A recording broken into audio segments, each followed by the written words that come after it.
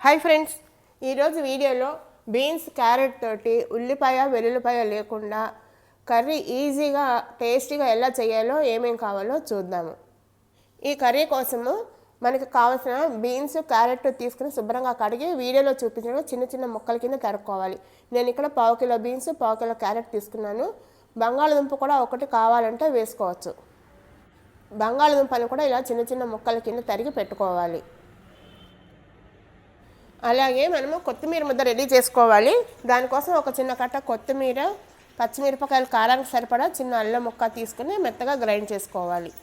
ఇప్పుడు అడుగు మందంగా ఉన్న ఒక గిన్నె తీసుకుని కొంచెం నూనె వేసి వేడి చేయాలి. నూనె వేడెక్కిన తర్వాత ఆవాలు తాలింపు వేయాలి. ఆవాలు చిటపటలాడుతున్నప్పుడు మనం తరిగి ఉంచుకున్న క్యారెట్ బీన్స్ ముక్కలన్నీ వేసి ఒకసారి బాగా కలపాలి. ఈ కర్రీని చేయడం చాలా ఈజీ, టేస్టీగా కూడా ఉంటుంది. అన్నంలోకి చపాతీల్లో కూడా చాలా బాగుంటుంది. మీకు ఈ రెసిపీ నచ్చితే ఒకసారి ట్రై చేసి మీకు ఎలా వచ్చిందో కామెంట్ బాక్స్లో పెడతారా.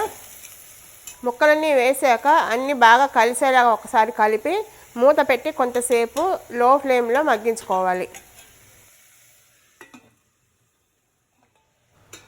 ఇలాగ మధ్య మధ్యలో మూత తీసి అడుగు మాడకుండా కలుపుకుంటూ ఉండాలి. ఈ కర్రీలో ఇష్టమైన వాళ్ళు సీజన్లో దొరికినప్పుడు పచ్చి బఠానీలు కూడా వేసుకుంటే చాలా బాగుంటుంది. ఇప్పుడు రుచికి సరిపడా ఉప్పు, 1/2 స్పూన్ పసుపు వేసి కలిపి కొంతసేపు మగ్గించుకోవాలి. ఇలా కొంతసేపు మగ్గిన తర్వాత మనం రుబ్బి ఉంచుకున్న కొత్తిమీర ముద్ద వేయాలి.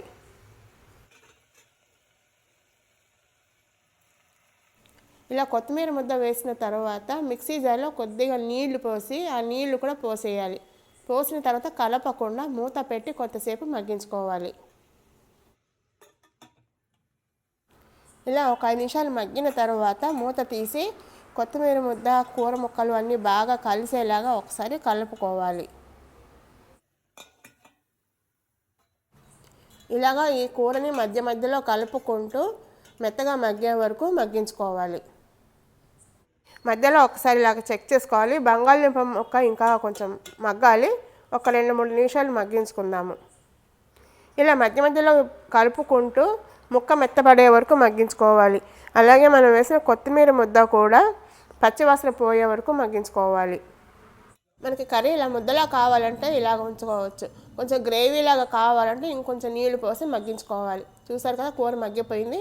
ఇప్పుడు స్టవ్ ఆపేసి సర్వింగ్ బౌల్లోకి తీసుకుందాము.